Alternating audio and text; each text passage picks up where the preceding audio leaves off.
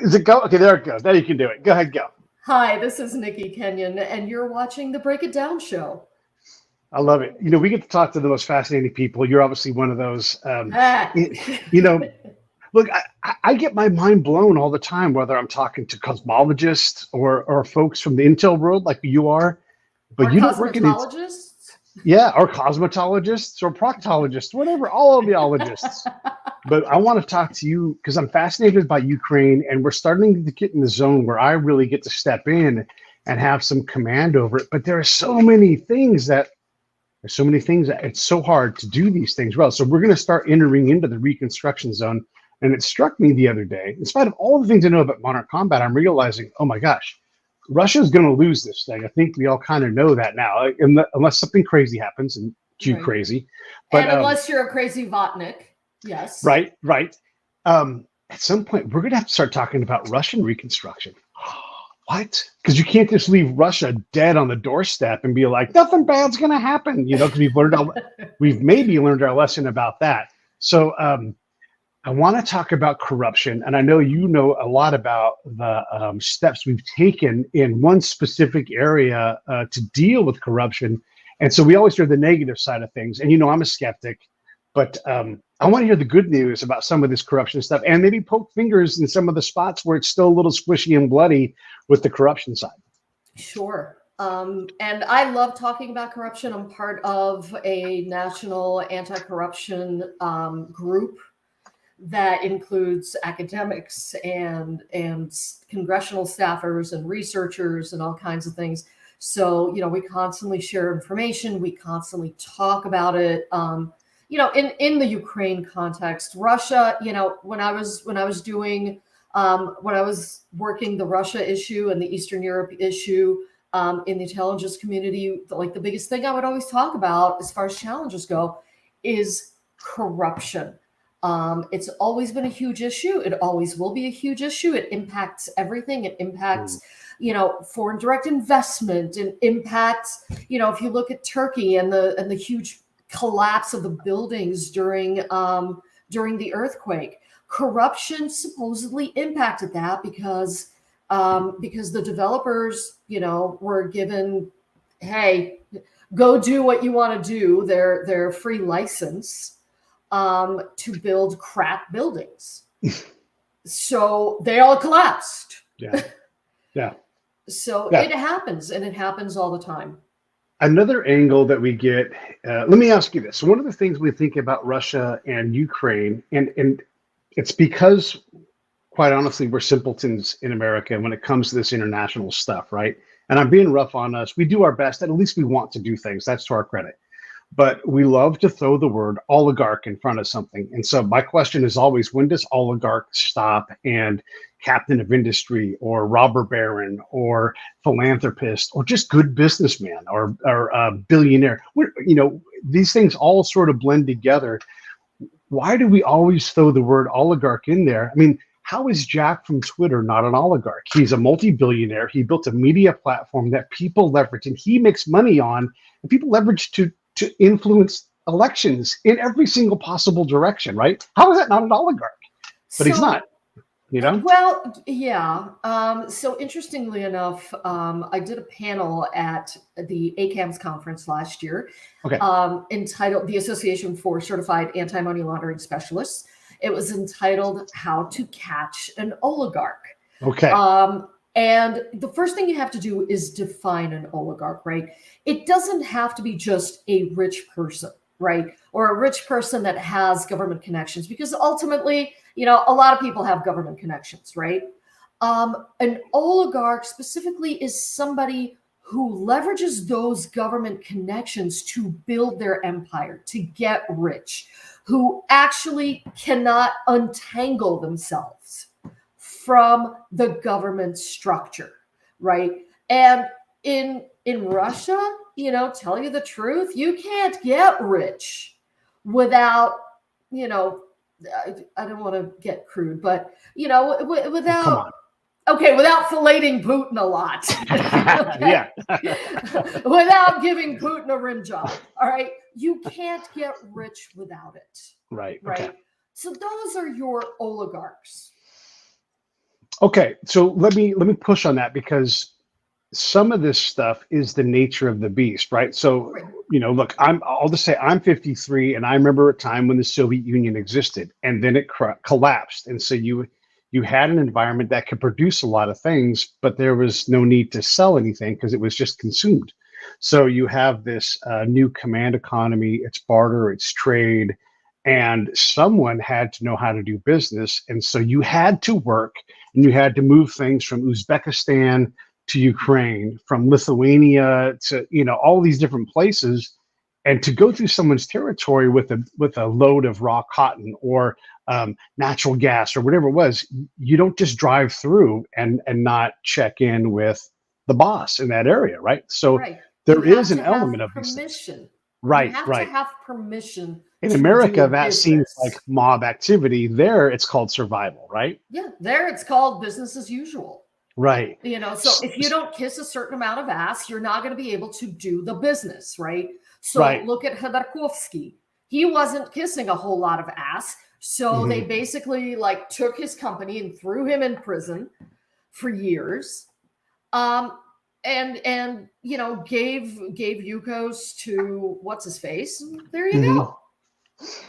Right. So you're saying if you stay ensnared in that, because these guys do become your peers and some do go legitimate. I'm trying to learn from you on this, but some of them don't, but they're still your peers. It's like when we go to Afghanistan, right? Like, hey, this guy's part of the Taliban. Like, yes, he lives in Oakland. And so he knows the Black Panthers, and he was a Black Panther, but now he runs all of these Arby's, and he's not actually a Black Panther anymore. Yes, his brother was a Black Panther. Yes, he Right. went to Black Panther, but he's not like so. You're saying you can separate these things, but are we savvy enough to see that? I think so. I think we have a lot of educational programs. I think we have a lot of experts that, Mm-hmm. do understand the nature of the beast. Right. And you really have to understand the culture over there.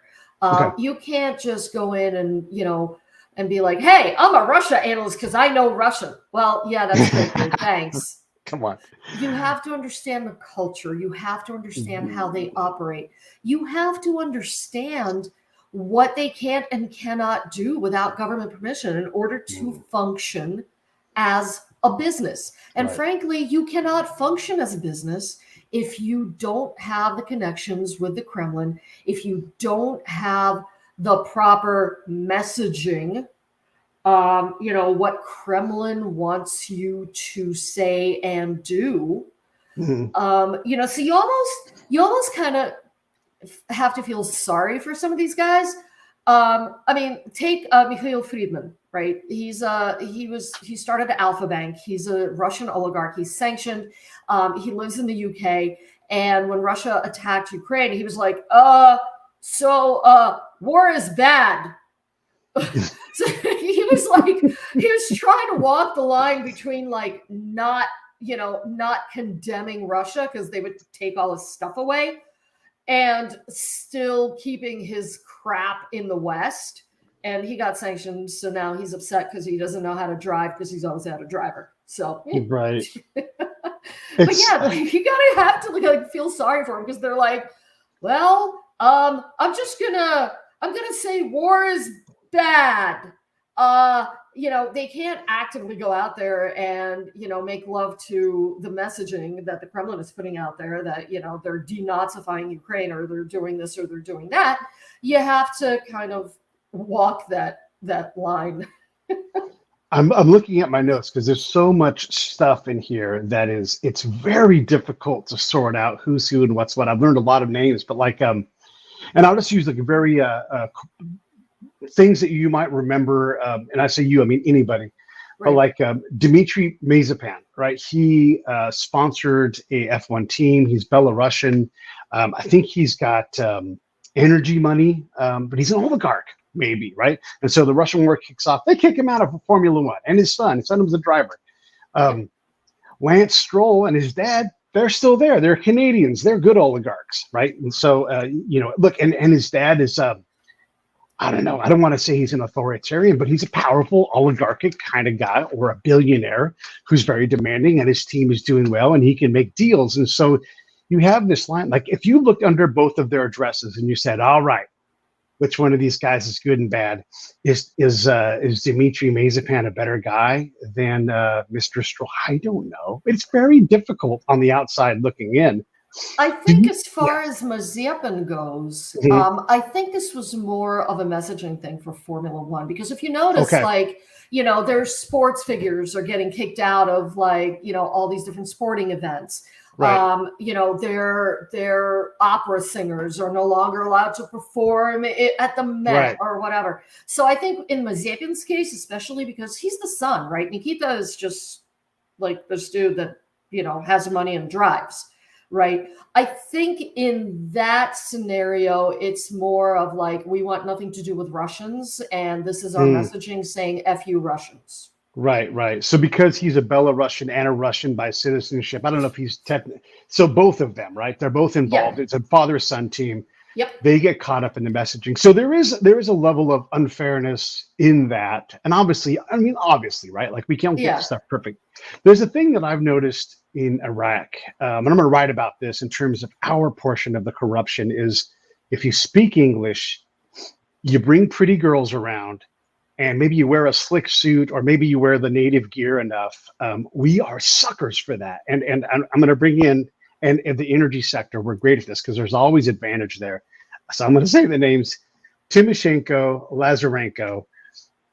We fall for their stuff. And I think we now know that these guys were oligarchic in nature, but I don't know. I mean, what do you think with these guys? Because we had a love affair with Timoshenko, and it does appear that we got bamboozled.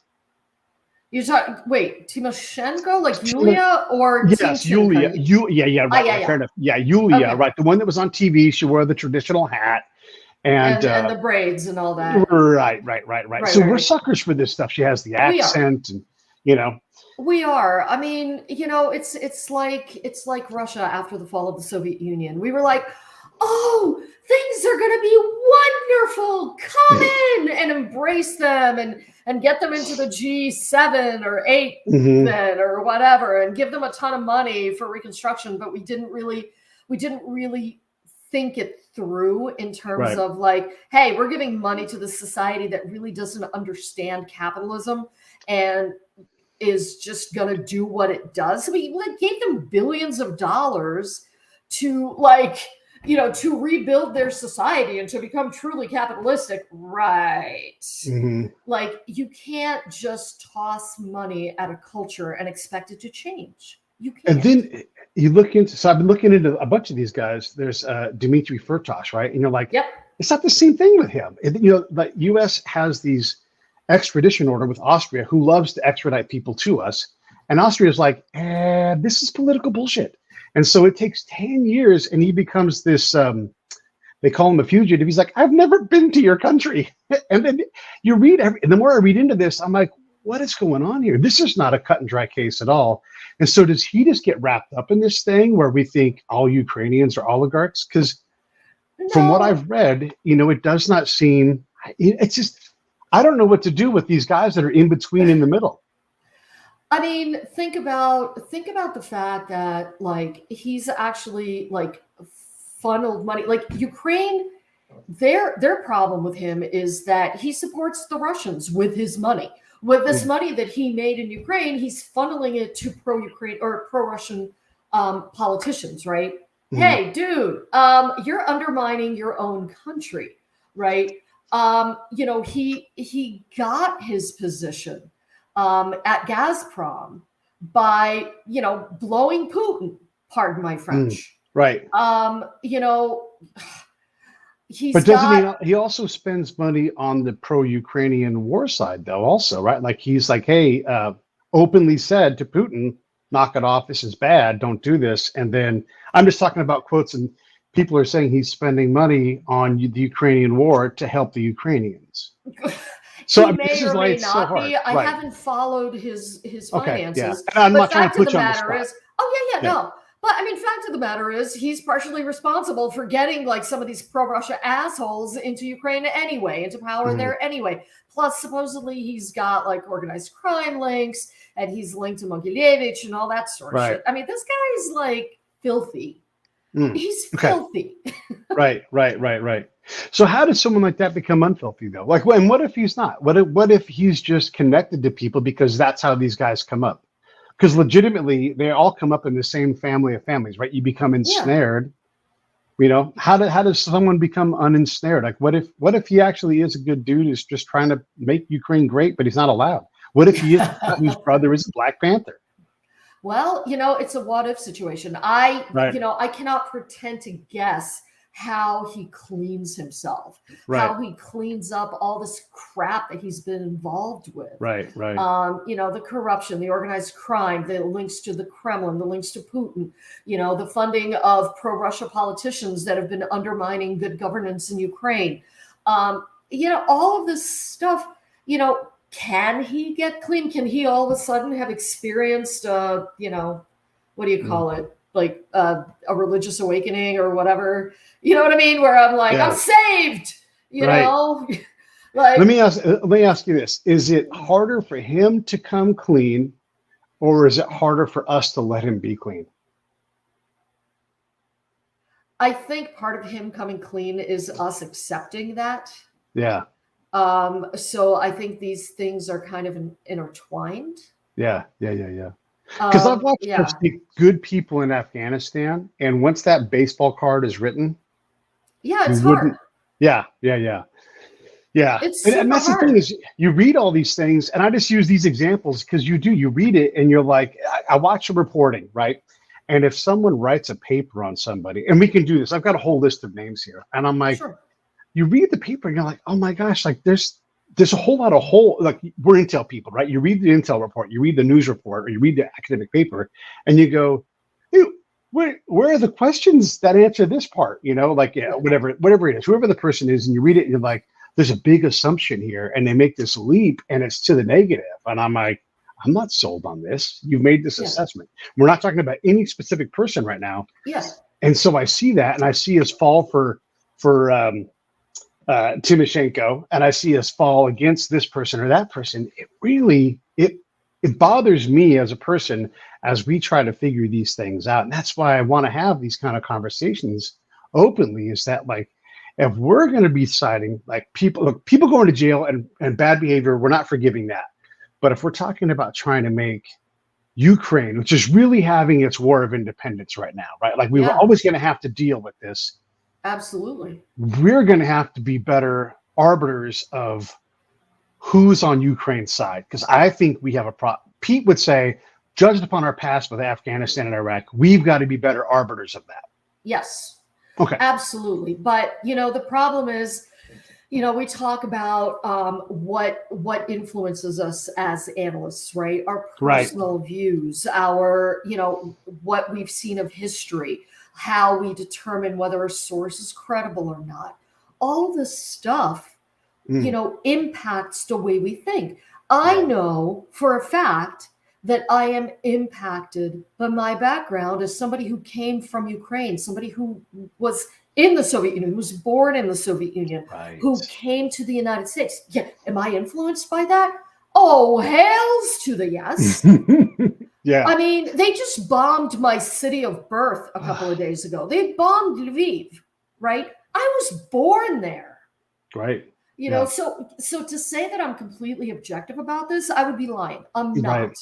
So the only thing I can do is look at every single report I see with a critical eye and say, am I influenced by what I know, by what has happened to me? Am I influenced about, you know, am I influenced about with like by things that are happening in Ukraine, by toddlers getting raped to death, by women getting murdered and hospitals getting bombed and schools getting bombed?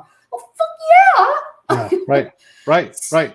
But you know, the biggest thing about that is recognizing your own biases. Yeah, and I won't say who, but someone I know in my community who is an absolute, like you, an absolute expert,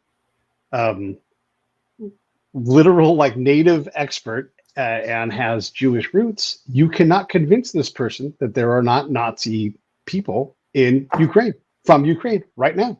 Oh, And dear this person God. has impeccable credentials. This person has Yeah. advised the most senior people you can advise. And I'm not going to say anything bad about this person because they are brilliant. And look, that is one example. I can do this all day. Yeah. You and I both know there are people that have studied, we'll just say Russia, and I'll just put a big bubble over all of it. And they have their baby, and they will go to their grave believing that their baby is the answer. And whatever it is, no Yes. matter what it is, if it's oligarchs, you will not change their goddamn minds. And they write papers that influence people. Yep. And I am going to pick on somebody right now, and because it has nothing to do with this fight. Max Boot will write Oh my things God. and change people's minds, and I cannot tell you how wrong that guy has been so many times. To punch him in the face hard like this. I would have Max Boot on my show and talk to him in the same way. And so he's a great example. By the way, you know who's a great example of that? This dude right here. I get shit wrong all the time. I have my babies, and they are so precious. And so with Russia and Ukraine and all this stuff, we get locked in. And us Intel folks, I read the paper from whatever it is, think tank, whoever funds that think tank, and I'm like, yes, see, I told you, and it's like, Yeah. Look, my dad's a Holocaust survivor. We left the USSR as Jewish refugees. So I am very aware of my biases when it comes to Nazis and fascists and all this Right. stuff. But even my dad, like my dad's a rabbi, right? Like the biggest Jew I know, right? Even my dad's like, kill all the Russians. Look, are there Nazis in Ukraine? Yeah, probably. Are there Nazis in the United States? Yeah, probably. Do we want the Russians invading our country? Probably not. Probably not. Yeah. And we are, I swear to God, we're going to get onto the topic here, but I'm glad we're covering this stuff because it is complicated. It is. And when the next time you read a story about the Russians doing something awful, we still have to ask ourselves, like, is this legitimate or not, right? Did this really happen? Because there's a lot of misinformation. So let's say that with all honesty. And we do have people that are trying to do their best. And this is hyper confusing, and not everybody can be on the ground, nor should everybody be on the ground. And even when you're on the ground, you don't know what you see on the ground. As a ground guy, you don't know what you see until you've been there, and you realize the second you get on the ground, you are making mistakes, and you haven't got any clue until you've been there so long, and you realize you don't know anything until all of the locals have taught you what you don't know, and you accept it, and you build trust, and they teach you. It takes forever to know anything about anything. Absolutely. And, like your biases come into play on the ground as well. Yeah, totally. So you need to be aware of your own biases. That's what I tell all my analysts always. They're like, I was interviewing somebody for a job as a China analyst, and they asked me like, I'm from Taiwan. How do I make sure that my analysis is objective? And I said, you have to recognize your biases first. Yeah. That is the first. Once you admit that you have them, your job becomes a whole lot easier. Yeah. One of the things that I realized that unlocked a lot of my potential was that I can't even comprehend how many mistakes I make. Of course. And I started with that thing where the moment I think I'm right, I have to slow down and go, what am I missing? And has it been validated by anybody else who knows more than me? And that person is probably local, and just shut up and let local people tell me what's going on. And then they disagree. Yeah, and so, absolutely. So slow down and don't be right. Yeah, exactly. When I write my Substack, look, I know illicit finance, I know sanctions evasion, I know money laundering and all that. Right, I know Russia, I know Ukraine, but it takes me a whole day to write a Substack article because I am checking my biases, I'm checking my assertions like the entire day. And then I have like 900 tabs open on my computer, and my computer freezes up because I have 900 tabs open. But that's how, like, you can't have an ego in this field. You can't. You need. What's your Substack? What's the name of it? Oh, it's Into the Void. Into the Void. Oh, right. We've done this before. Okay. Yep.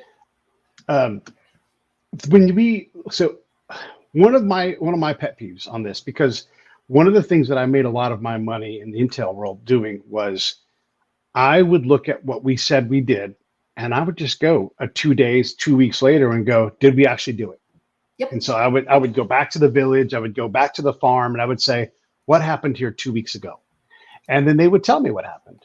And I would let them do the reporting. They would say, well, the Americans came and did this. And I'm like, and then they would say, and I would, and then they would say, and I would write it all down, and it would not represent what we told ourselves. Yeah. And so when it comes to corruption, there would be a whole lot of lying to ourselves and self-fulfilling, where we would say, we've won the war. Have you seen the reports? I would take the report and I would put my report next to it. And I would say 2 weeks, ladies and gentlemen, 2 days, whatever it was. Right. And then I would go back sometimes 2 months later, and be like 2 weeks, 2 months. Yep. And I would show that to the boss. They'd be like, this is this your intent? And they'd be like, doot, doot. You know, they would not be their intent. And Yeah. I would get into a lot of hot water, except for one person, the boss. And he's like, this is not what I want you guys doing. I don't know what to do, but don't do that. So when it comes to this corruption stuff, as we try to figure this out, I know we're getting better, and I know we're trying to get better, but what are we doing to get better? And are we holding ourselves accountable? Well, okay, so several things there. By we, do you mean the United States?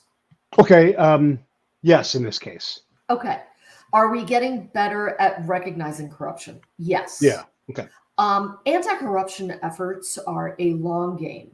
Okay. It's not like, hey, we threw money at this issue and now it's fantastic, right? When we withheld EBRD aid to Ukraine because Viktor Shokin was a corrupt piece of garbage, and you know the international community is like, oh, we don't want to give our money to a country that's completely corrupt, right?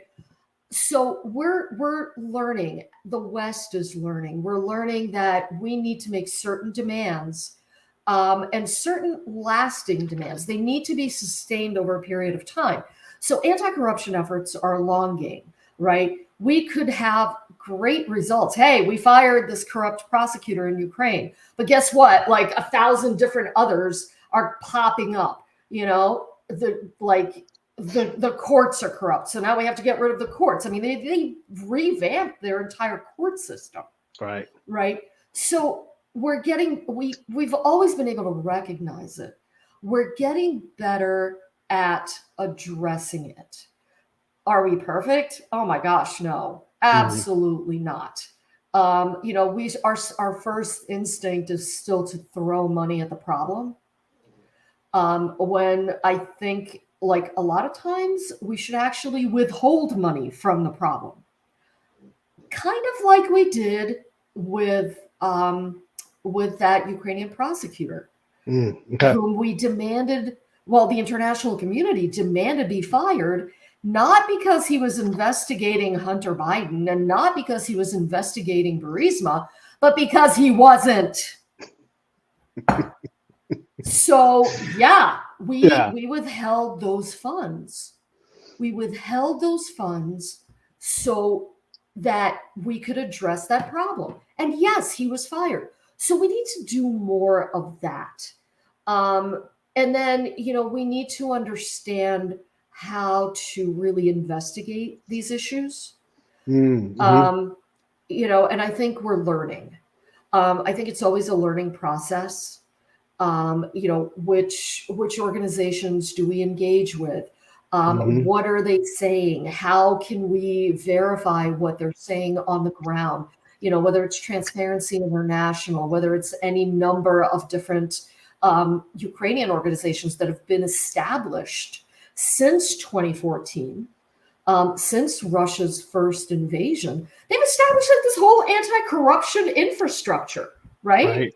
Yeah. You know, so do we trust them? How do we interpret what they're saying? All of these things we're still learning. Are we getting better? Sure. But much like Ukraine, you know, we can't say, hey, it's now corruption free, because it ain't, but it's certainly way better than what it was when Russia first invaded Crimea. Way better.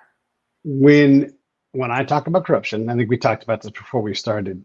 I always bring it back to we are the corruptor, and you just described, because this is how damning corruption is.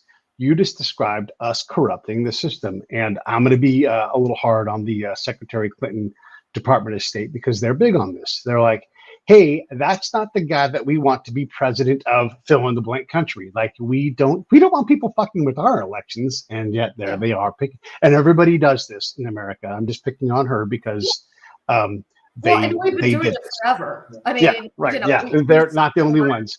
We support our pet candidates. Everybody supports their pet candidates. Right. But we are very compelling.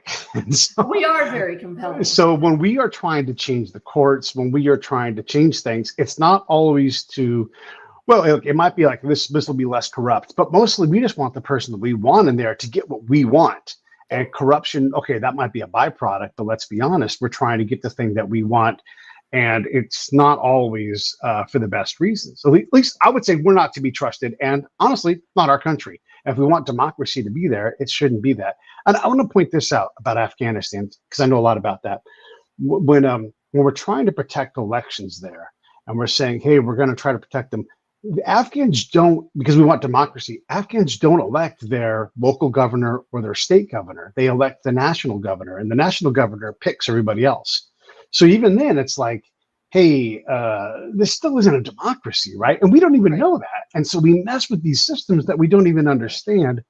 And this is a bit damning. So when we start injecting money and power into these things, we are often the corruption. And like in creating rule of law or injecting money into the agricultural system and jumping into the market chain, these creates problems and opportunities where there's not enough stuff. You say, hey, there's not enough stuff here, and here's $1 billion. Okay, well, people are going to take that money because there's not enough, and they're trying to make sure that they got enough for them and their tribe and their family. Yeah, I agree to a degree. I don't want to say we are corruption. I want to say that we engender it. Because, and here's me putting on my non-lawyer hat, and I've never been to law school or anything like that, but there's something called mens rea, right? It's intent. Are we trying to put money in our own pockets at the expense of other people? No, what we're trying to do is further our foreign interests, but at the same time, further this idea of, a democratically elected governments that, take that consider the people and who are accountable to the people. These are good intents. Do they always work? No. But I can't say it's like, we're just tossing money into a country so we can elect our pet, pet politician so he can give us stuff. Yeah. Right. So, I mean, I think it's a little bit of a nuanced definition. Okay. But again, this may be my own biases playing into it because I am an immigrant. I came to this country like with nothing, and this country offered me every opportunity in the world to succeed. So yeah, I'm a little bit biased toward the United States. I ain't gonna lie. Yeah. Right? Yeah. So I get it. I understand it. I think our just indiscriminate, like, let's toss money at the candidate of, choice today. Yeah. Probably does promote a lot of the corruption that's going on in these other countries. Yeah. I'm going to be a little rough now because I was rough on Secretary Clinton's State Department. I'm going to be a little rough on President Bush the Younger's plan for Afghanistan.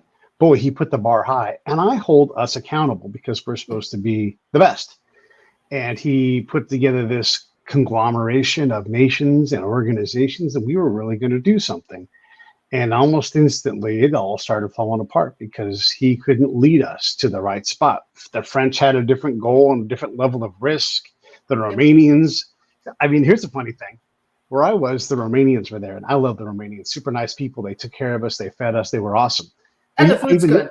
Yeah, and I knew a guy named Roman, the Romanian. How fun is that? And he looked Roman.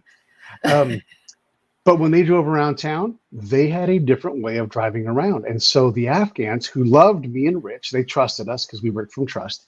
And they said, hey, why are these Russians driving around town so rough? they're killing our people. And we said, what Russians? And they're like, the ones you guys live with. And we're like, what Russians are you talking about? The ones that you guys live with. And we said, the Romanians? And they said, no, the Russians. And I said, what are you talking about? Come on our camp and show me where the Russians are. And they pointed to the Romanians. And I said, I know which Russians you're talking about now. And I was like, oh my God, these are the Russians.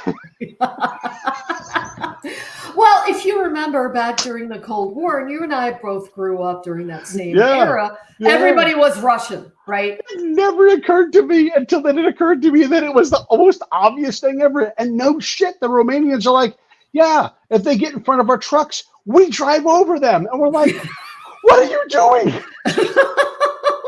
And they're like, well, we're Russians. You know, their answer really was like, well, you know, like, we're Russians at heart. And I'm like, yeah, no. But yeah, I mean, it's like it's that, you know, whole, like, if you were in the CIS and if you were a republic in the USSR, then you're a Russian. Yeah. And now my dad's like, I am not Russian. Absolutely not. I'm like, you speak Russian? So this gets me to kind of back to where we're going, and all the way back to our oligarch question. So when you come up in the Russian system, and you know, because Iraq acts like Russians, right? Like the top down, I'm not going to take a chance. There's no command authority like the Americans have. It is very hard to beat that or train that or wish that out of a system. When you come up in this broken state where the Soviet Union dies, and this is how you do business, it's very hard to train that or to want that to go away. How do we reliably pick the people that are going to do that, to put trust, to invest, to allow people to be that person who wants to be that, even if they're shitty at it and they get better over time? How do we pick the Fertoshes? Or like, you know what, this guy's worth a risk. Look, if nothing else, that guy's a good businessman. He knows how to make money. How do we pick the people, the ponies that we want to pick? You know, part of it is based on what we call, and this is me sounding idealistic, but part of it is based on what we call our values, right? Okay. You know, is this person going to, you know, do business fairly? Is this person going, like, does he or she understand the markets? Do they understand what needs to be done for success?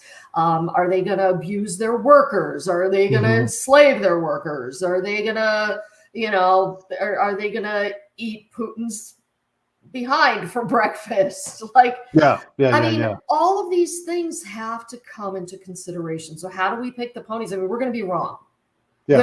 We cannot expect to be right all the time. We just can't. And chances are, because of the area and because of the region that we're talking about, there are a whole lot of people who are used to doing business a certain way that we consider uncool, sketchy. You know, so how do we change the culture, right? Again, do we throw money at it, or do we withhold money and say, this is the right way of doing business, and we're going to withhold our investment until you do business the right way? Because really, corruption influences investment, right? Ain't nobody gonna toss investment bucks into a country that's a total shithole of corrupt activity, or they shouldn't want to. I developed a tool, and it's called the cross-cultural collaboration matrix. A lot of letters, a lot of words. And basically it's a matrix. And if you understand the decision-making process and the goals, you get into the collaboration quadrant. And when you're not, what you'll hear are values like corruption, incompetence, and passive-aggressive behavior. And so if you work to understand those things, and they have to work to understand yours, you can become collaborative. And so maybe what it is at the personal level, and this is very deliberate work, and it can absolutely blow up in your face because it's fucking hard, right? Oh, yeah. But if we were to teach, we'll just use Fertosh again as an example. If we were to teach Dimitri Fertosh, like, hey, if you were to virtue signal a little bit, and if you were to show us that you're going to take care of your employees, and if you were to, I don't know, invest in the environment, like put some solar panels on your roof, I'm just making shit up off the top of my head. But like, these are the things that we want to see. We want you to perform like this. And to you, it seems batshit crazy. But this is going to let us know, hey, that's what we like to see. And then for you, we're going to be like, hey, he's kind of doing the right things. And then maybe we can start to go, like, take a step towards trust, and extend some trust. And then I don't know how we learn to trust what they do, because again, they're so foreign to us. But there's some way to close that gap, right? And I would have to talk to them, like, what is your way of doing things? So I could say, hey, when they do this, they're actually like, and the Afghans, here's the thing I learned with the Afghans. If they're making a big community decision, there's a holy man there. We don't call him. He shows up because they call him. And so if that person's not there, the meeting's our meeting, and it's bullshit. And so when all of a sudden you see that old man with the gray beard show up, you shut up, because they are running the meeting and they're going to make a decision that night. Yeah. And whatever they say is going to happen, and you can report that as a fact. And so you have to figure out what that thing is for them. And again, this is super deliberate and still may blow up in your face. But these are the things that I know. And I don't know what they are for Ukraine and America. But if we can find those elements and slowly nudge these things together, then you can say, okay, we know how to do this step. What's the next step? And how do we slowly bring these things together? Is that helpful at all? Fuck, I don't know. I think some of it is, right? So, I mean, think about it this way, right? It depends on the situation. So you have somebody like, let me bring in Hitler, right? Hitler all of a sudden experiences a rebirth. Yes. He loves everybody. He loves the Jews. He loves, everybody who's not blonde and blue-eyed. And he wants some money to reinvest in Germany because he's just a new man. Is him putting solar panels on his house going to really help what he's done? Probably not. Probably not. Probably not. That said, Ukraine has a record of corruption. We know this. Mm-hmm. The EU and the United States have given it a plan of action. Here's what we need you to do. We need you to adopt the asset recovery strategy and action plan. We need you to criminalize sanctions evasion. We need you to remove corrupt officials when you see them. We need you to do A, B, C, and D, right? So, we have this list of things, and it's a checklist, much like FATF has when they put a country on its gray list for increased monitoring, right? Right. They're like, hey, your this, your recommendation 38 is insufficient. Until you do this, and this, you will remain on the gray list for increased monitoring. This is the kind of thing that you're talking about more than just let's grab Fertosh, who was a shithead and who contributed to all the crap that's going on in Ukraine to begin with, and let's have him, drive a Tesla. Right. But if he did, that would be nice. I mean, whatever. He probably does drive a Tesla. Who the hell knows? Who knows?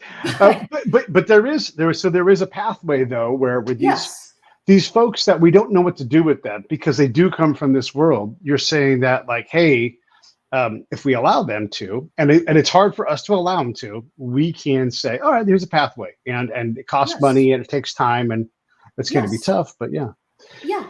I mean, there always needs to be an objective list of accomplishments that Ukraine needs to accomplish.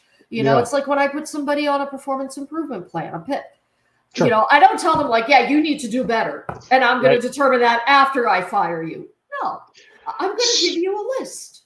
There is, I bring up solar panels for a reason, because in some of the research that I've done, I see some virtue signal-y type things where folks who are commentators are talking about the way ahead for Ukraine. And these aren't people that understand business. And so they're like, when Ukraine, and we're talking about Eastern Ukraine here. I'm trying not to laugh, but you can hear me almost laughing. And they're going to use the new economy, meaning the green economy, and as if they're not going to extract natural. Look, you can't hobble an economy because you think using electricity that comes from the sky is going to save things. I am not saying that the planet is not in dire straits and we need to, but you also can't say these guys, we're going to tie their hands behind their back with the natural resources they have. We're not going to allow them to use it and force Europe to have to also suffer, right? That's just not how it's going to, right? Yeah. But there are people that are going to absolutely write papers and force this as part of the agenda, right? They're going to like spend and piss away a lot of money, and they're going to absolutely try to pass regulations to make it hard to take the fucking energy that's right there. And they're going to be like, it's just like making my gas stove a problem. My gas stove is not a problem. Getting rid of my gas stove is not going to save anything. Yeah. I'm not saying, again, we should be good stewards of the earth, but we're talking about a war-torn country that needs to be rebuilt, and they have resources, and this is one of them. And by the way, Europe also still runs on this stuff, right? So they can feed and they can power things. So I'm going to tell you this, like, I'm going to turn this around and say that they're coming from a position of privilege. Okay. They are not in Ukraine. Their kids are not getting raped to death. Their theaters, hospitals, and schools are not getting blown up. They are not being invaded by savages. Right. They're sitting there in their comfortable little offices and their comfortable little desks, and they're like, oh, yeah, you know, we need to force Ukraine to do this. You know what we need to force Ukraine to do? Kill the effing Russians so they can actually rebuild their economy as well as they know how. That's what we should force them to do. And that's not a force issue. But these people don't understand what it's like to really suffer privations. They don't get it. Yeah. They don't get it. Well, they should do this. Dude, they literally just lost their homes. Yeah. They lost their children. Their hospitals are getting bombed. Yeah. Their infrastructure is getting destroyed. Hello, damn. You know, you don't know anything about what these people are going through.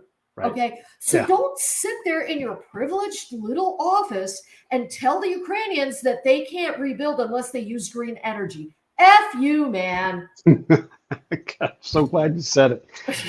Because, by the way, war is horrible on the environment. The amount of energy it takes to put a cube of concrete 80 feet in the air to make it, oh my God. Like, first off, you have to abate all of the damage that's already been done to the building that was already there. I mean, it's incredible. War is incredibly hard on the environment.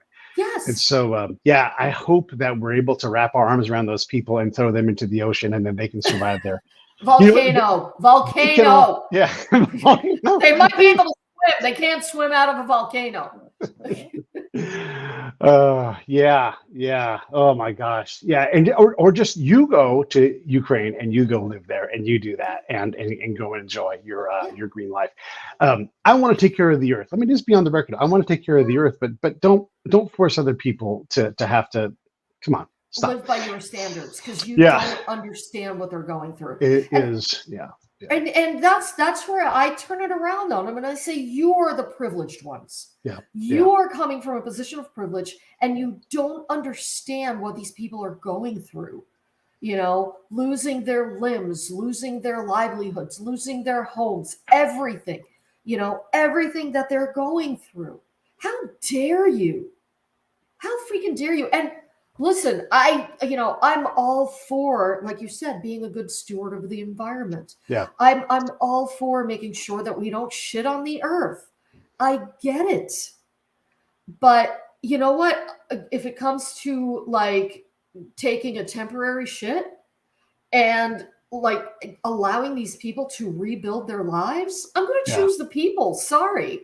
And the big damage has already been done. You know, these tanks that were on fire, the diesel that's spilled, and come on, let's stop. Yeah. Another thing that we should talk about, it's not about banking and corruption, but just the absolute horrific lives that are going to happen because a lot of these men in Russia and Ukraine are not going to ever be around. And that means there's a whole lot of women that are going to be left to their own devices. And it is not going to be pretty. No, it absolutely isn't. I mean, you know, between the people that have been maimed and the heads of households that have been lost. Yeah. And the knowledge that has been destroyed, the know-how, the mechanical engineering, like all of that, they've lost so much. Yeah. Rebuilding is going to be a monstrous effort. It's going to cost trillions of dollars. Yeah. And we need to make sure that if we're going to help, and we need to make sure that it is spent properly, that it is spent transparently, that it goes to the right projects, that it's not going into a black hole of crap. I remember being in government back when Russia first invaded Crimea, and, the administration was talking about whether we should send, weapons. And I'm thinking, no, we shouldn't, because they're just going to disappear into a black hole, because the entire Ukrainian military, all their officers are like, hey, look, we have new equipment here. Let's send it to freaking Pakistan or whatever, right? Hey, we get our money, so we're good. It's a different Ukraine now, but we need to make sure that we monitor it and that it doesn't backslide into shit like it was before. I hate to say it, but I said it before it happened. As this was all teetering, I'm like, just cut Putin a check for $7 trillion.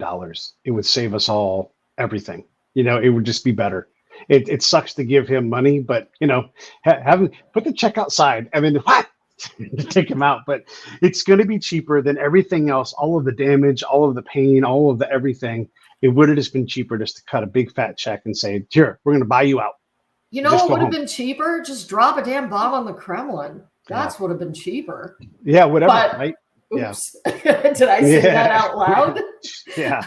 I'm a little violent when it comes to this stuff. Legitimately, though, we are going to have to deal, and we need Russia to be stable, and because they have the most nuclear bombs. And if they don't have enough people to stand in front of the gates, who are willing to stand in front of the gates, we're in a real problem. And I know we want Russia to fall, and I know we want it to hurt, and we don't want to ever have this problem again.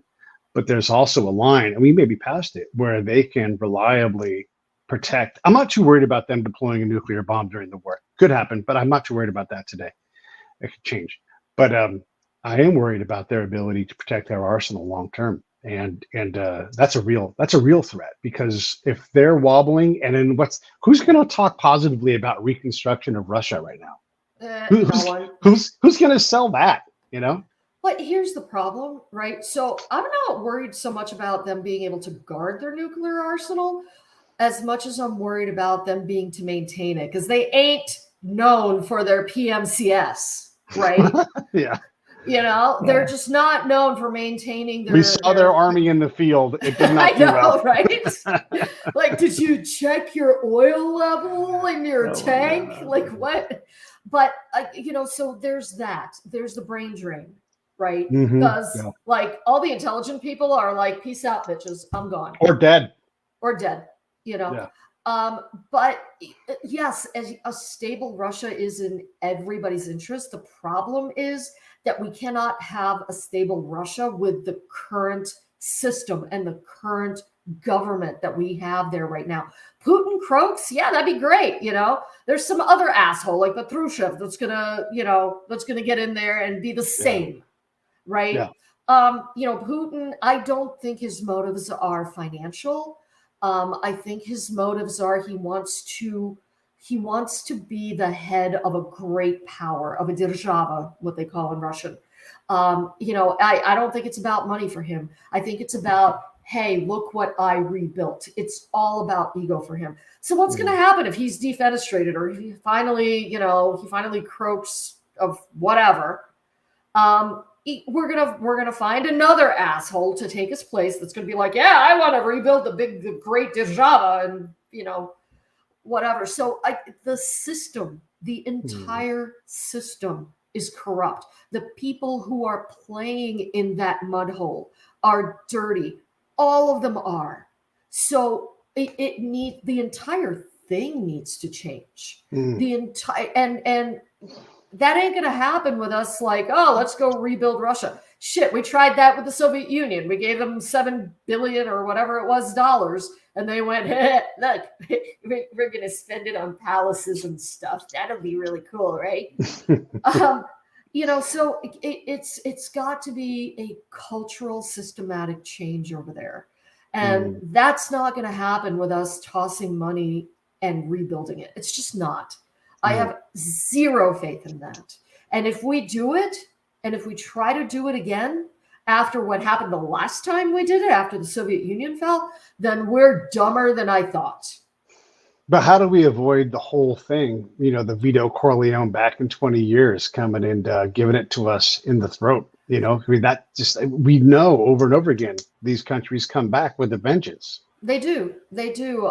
You know, the only thing that we can do is, you know, make sure that they like real capitalism and real markets and real good life more than they like their strong men. That's about the only way we're going to do it, honestly. Yeah. So you're saying that Russia's not going to want their strongman? Yeah, yeah. Good luck with that, right? More Chuck E. Cheese, less Putin. I got it. Right. Or if we like kill everybody and then let the kids grow up without the crazies. This does not look good for our future. Oh my gosh. It doesn't. It doesn't. Yeah. It makes me angry. It makes me upset. And I joke around a lot about like bombing the shit out of the Kremlin, which I would really love to do. But fact of the matter is, it's a very, very complex problem. It's not a problem that you can just say, hey, here's some money, rebuild your country. And in exchange, we want a real democracy. We want you to elect not assholes. So what we've learned today is that Dimitri Fertosh needs to buy a Tesla. Someone needs to blow up the Kremlin. And that,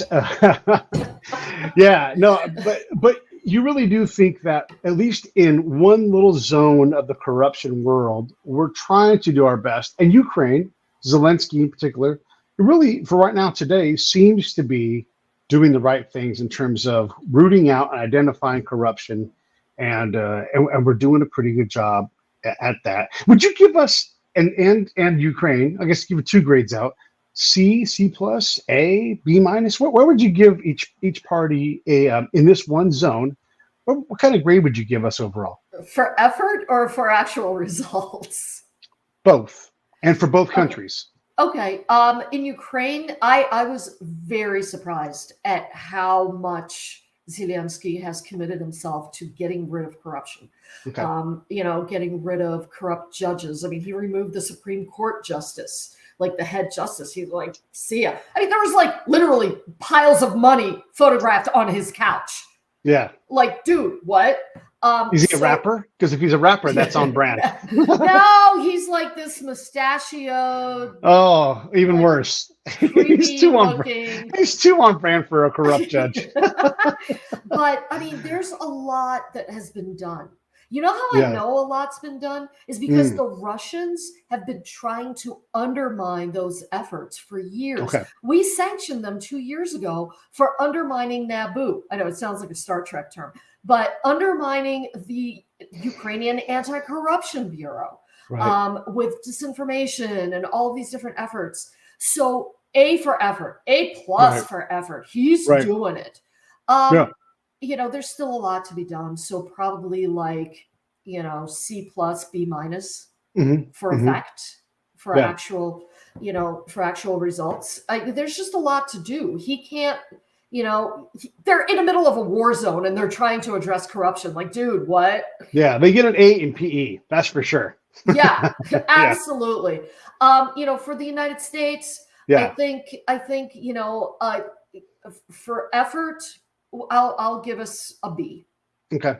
I think there's, you know, I think there's improvements that can be made. I think there are different things that we can do, monitor in different ways, you know, track corruption, stop it, and stop it from accessing our own freaking financial system. And, you know, again, like as far as effectiveness, B minus, C plus. Okay. A lot to be done. A lot. If you could pick someone in the U.S. to advise, and they were going to listen to you, they take you out to lunch, you guys go to Arby's or whatever, who would you pick and what would you tell them? Oh dear. Probably, probably the National Security Advisor. Okay. And we would sit down and I would just lay it all out. I'd be like, look, this is what we're seeing. This is what this is what we need to do. We cannot keep throwing money at this problem. I think the NSC, the National Security Council, probably, has more impact on how we address these issues than pretty much any other entity. So yeah, definitely, like, I would say the National Security Advisor. And I would just lay it out. I'm one of those people, I don't mince words. I would lay it out. Here's what's going on. Here's what we're seeing. Here are the options.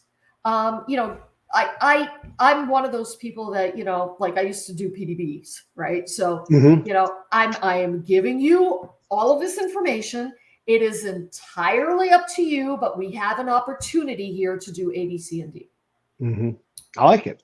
I like it. And same thing for Ukraine. Who do you want to talk to, and what's your advice? Oh, in Ukraine, who would I want to talk to?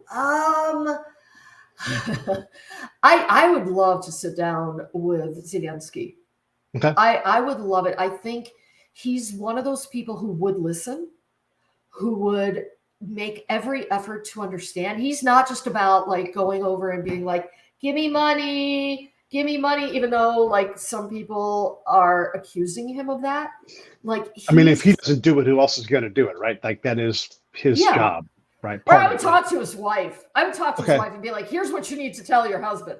Nice. I like it. Yes. Okay. And what are you going to tell her? I would tell her that, number one, continue doing what you're doing as far as addressing corruption. Be very, very cautious about how you address corruption, because you can be perceived as, trying to get rid of opposition voices. Yeah. So you need to be careful with that. But at the same time, what you need there is a really, really good anti-illicit financial regime. That's where you're going to, like, work to stop bad money from leaving the country, bad money from entering the country, from bribing politicians, from, everything. You need to have a really, really, really good regime. Anti-money laundering, sanctions evasion, counter-financing of terrorism, all of that. You need to put that in place and have it really good. Where are you at with, because one of the concerns, and look, I don't know where, like, I have no idea what the answer is, and this is not my bailiwick, but I'm curious where you're at on this. The statification of the various industries. Here we have this fledgling, state right now because there's a war and everything else. Where are you at with takeovers of various industries by Ukraine? I think right now they don't have a choice. It's not my first option. Obviously, I came from that whole, like, socialist society. So right, it's dangerous, right? Like, there's a risk. It's dangerous, and there is a risk.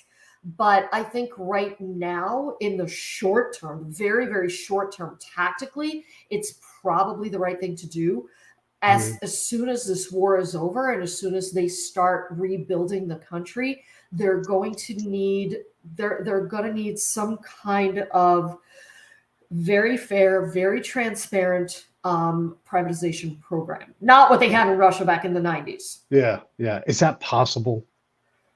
I mean, you hear the doubt in my voice, right? I mean, I don't know. I'm not going to tell you that I know that this is possible, but they need to. They need to. But right now, it's the right thing to do. And I hate to say that as a rabid, capitalist and anti-socialist. Right. I hate to say that, but right now this is the right thing to do. Okay. All right, one more. You ready? Okay. Russia. Who do you want to talk to in Russia? And you're trying to advise, right? And so how do you, I know, but this is how we got to do it. Russia, I would say Nabulina, the central bank, the central bank head. I think she's very smart. There's been rumors that she tried to resign several times and she wasn't allowed to do so. She understands the countrywide economy. And she, I'm pretty sure she understands what Putin is doing to this country. I mean, she was, back in the 2000s and the 20 teens or tens or however you call it.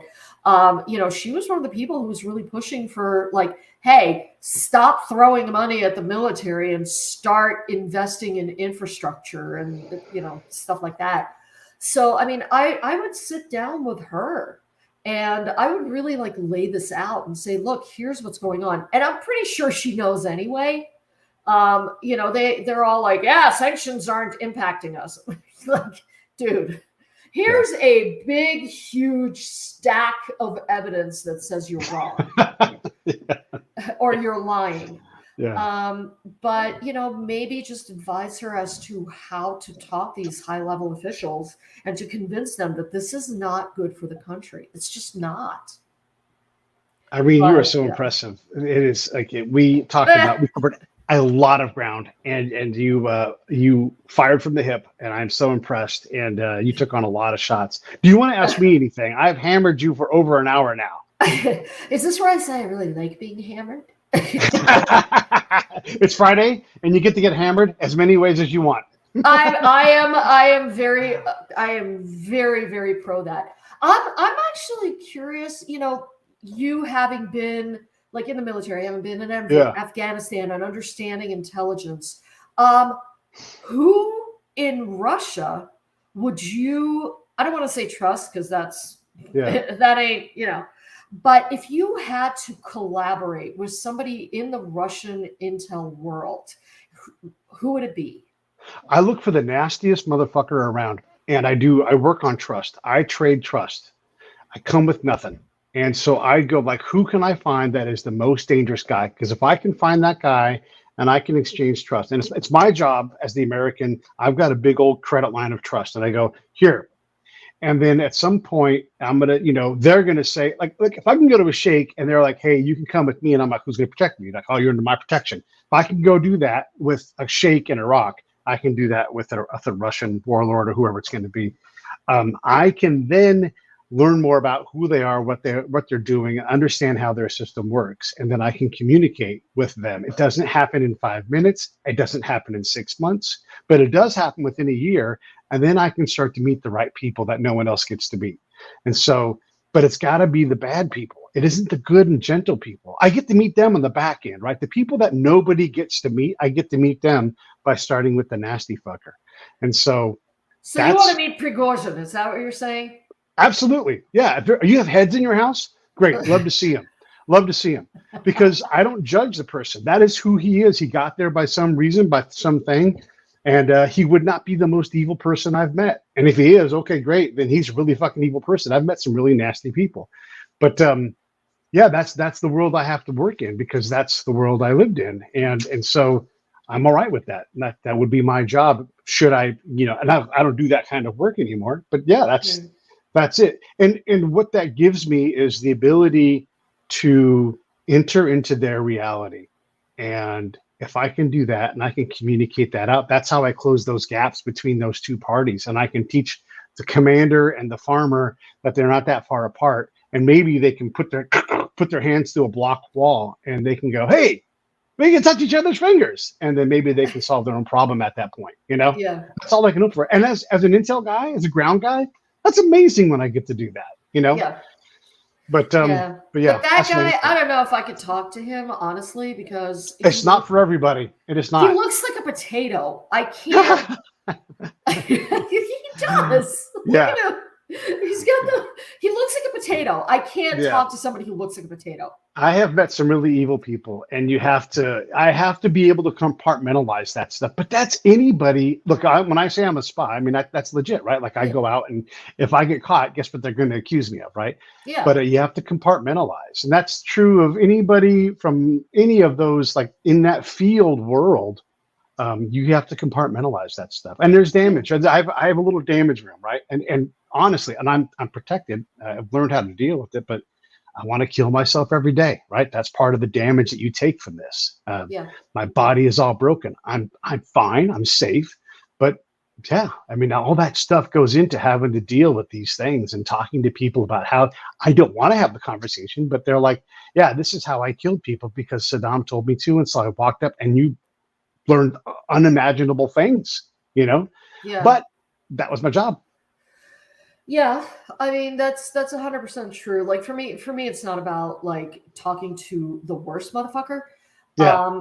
To me, it's really about talking to somebody who can actually impact change. Yeah. which is why I chose Zelensky's wife. Yeah. Honestly, like, she gonna withhold Nookie? Okay. Mm-hmm. You Yeah. know? Yeah. I can't talk to someone's wife. I'm not afforded that access, I go talk to Przolkin's wife. I'm going to be a head on the floor in his kitchen. Well, you can talk to the head on the floor in his kitchen. Yeah, no, that's what I'll be. I'll be the head next to the one. You don't get to in my world. Yeah, because I'm a dude. I'd be like, no, that's all right. I don't want to talk to anybody's wife. No thanks. That's not.